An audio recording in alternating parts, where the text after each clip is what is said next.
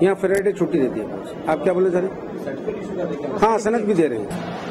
कहा जाएगा ये नबी नहीं है बल्कि उस शख्स का बाप है जिसका बच्चा हिफ्ज़ और इमामा और वो शाया वगैरह पहनाया जाता है। और आजकल से उनके उस्ताद कौन थे? अब तो इदारों की जानिब से एक सनद अपनी हिफ्ज़ की सबूत में सनद पेश और उसकी देखभाल जिस तरह मदारिस हैं, एजुकेशनसियाँ हैं, तालीमी इदारे हैं, माहिद हैं, मराकिस हैं, मसाजिद की कमेटियाँ हैं, उसके मालिया की हिफाजत और यतीम खाने वगैरह हैं जिसकी कैसी हिफाजत किया जाए और उसकी हिफाजत न करने पर उसमें उसकी अमिला को ज़ाहिर करने पर जो वईदें आई हैं इस्लाम में और हुजूर अकरम सल्लल्लाहु अलैहि वसल्लम से, उसके ऊपर एक तहकीकी मक़ाला पेश किया जाएगा। नतीजा निकल रहा है कि न वहाँ सुकून से रह सकते हैं, न अपनी जान की हिफाजत करते हैं। पलट के जब आ रहे हैं तो उनके लिए हिफाजत का कोई मुअस्सर इंतजाम भी नहीं होता।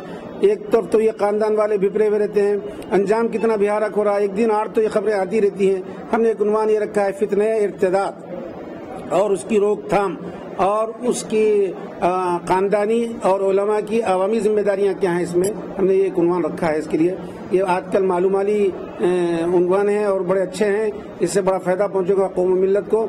तो ये उन्वानात संविधान में रखे गए हैं। हमारे इस जलसे के मेहमानान में मोहतरम बैरिस्टर असदुद्दीन रवीसी साहब, सदर कुल हिंद मजलिस इत्तेहाद मुस्लिमीन वकील पार्लियामेंट को इस मरतबा मदऊ किया जा रहा है, और जनाब अकबरुद्दीन ओवैसी साहब कायद मुकन्नना, और हमारे मुतल्लक़ एमएलए सैयद अहमद पाशा कादरी साहब हैं, और मौलाना मुफ्ती सैयद मोहम्मद अजीमुद्दीन साहब मुफ्ती जामे निज़ामिया हैं, और मौलाना मुफ्ती कलील अहमद साहब शेखुल जामे निज़ामिया है, और दीगर उलमा और दीगर मशाइखीन वगैरह इसमें मदऊ किए जा रहे हैं।